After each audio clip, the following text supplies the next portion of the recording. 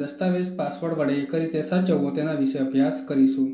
સૌપ્રથમ ડોક્યુમેન્ટમાં કોઈ પણ ટાઈપ કર્યા પછી આપણે ફાઇલ મેનુમાં જઈને સેવ અથવા Ctrl+S પ્રેસ કરવાથી તમે ફાઇલને સેવ કરવા માટે તમે જે ફોલ્ડરમાં સેવ કરવા માંગતા હો તે ફોલ્ડર પસંદ કરીને ફાઇલનું નામ આપીને તમે સેવ કરી શકો છો। એટલે કે તમારે ફાઇલ મેનુમાં જઈને ન્યૂ ડોક્યુમેન્ટ બનાવવા માટે તમે આ રીતે પ્રોસેસ કરી શકો છો। તો તમને ઉપર document.odt જોવા મળશે કે ODT શું છે। તો ODT એ LibreOffice રાઇટરનું એક્સટેન્શન છે।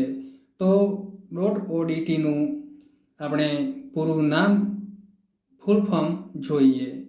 .odt એટલે કે O પરથી ઓપન, D પરથી ડોક્યુમેન્ટ અને T પરથી ટેક્સ્ટ એટલે કે ઓપન ડોક્યુમેન્ટ ટેક્સ્ટ એનું ફૂલ ફોર્મ થાય છે।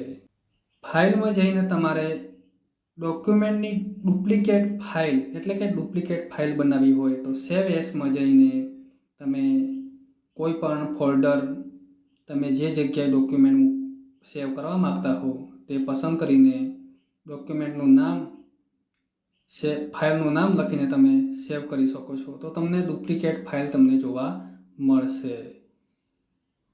ફાઇલનું નામ ચેન્જ કરી શકો છો। આપણે જે નામ અત્યારે ડોક્યુમેન્ટ 1 2 3 નામથી આપણે ફાઇલ બનાવી છે તે તમે જે ઉપર ટાઇટલ બારમાં જોઈ શકો છો। તમને ડોક્યુમેન્ટની ફાઇલ હંમેશા ટાઇટલ બારમાં જ જોવા મળશે અને જોડે ODT જે LibreOffice રાઇટરનું એક્સટેન્શન છે જે રીતે દરેક અલગ અલગ કેલનું પણ અલગ હોય છે। તો આપણે હવે ફાઇલને તમારે બંધ કરવી હોય એટલે કે ક્લોઝ કરવી હોય તો તમે ફાઇલમાંથી પણ ક્લોઝ કરી શકો છો। હવે આપણે ફાઇલને ઓપન કરતા શીખીએ। ફાઇલ આપણે ડેસ્કટોપ પર સેવ કરી હતી જે તમને ડુપ્લિકેટ ફાઇલ અને ઓરિજિનલ ફાઇલ બંને તમને જોવા મળશે।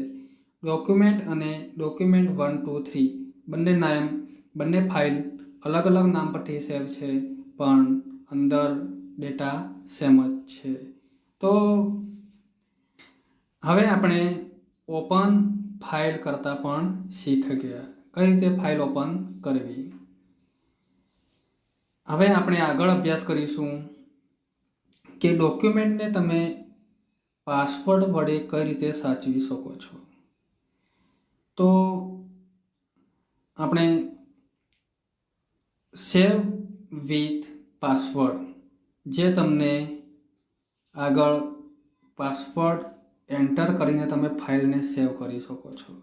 તો આપણે જોઈએ હવે ફાઇલ મેનુમાં જઈને આપણે સેવ એસ પર ક્લિક કરીશું તો તમને નીચે સેવ વિથ પાસવર્ડ ચેક બોક્સ પસંદ કરો અને સેવ પર ક્લિક કરશો તો તમને એન્ટર પાસવર્ડ એટલે કે તમારે પાસવર્ડ સેટ કરવો પડશે। કન્ફર્મ કરીને ઓકે બટન પર ક્લિક કરો જેથી તમારી ફાઇલ સિક્યોર થઈ જશે।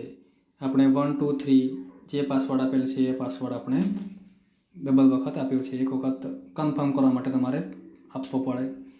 હવે આપણે ફાઇલને ઓપન કરીએ।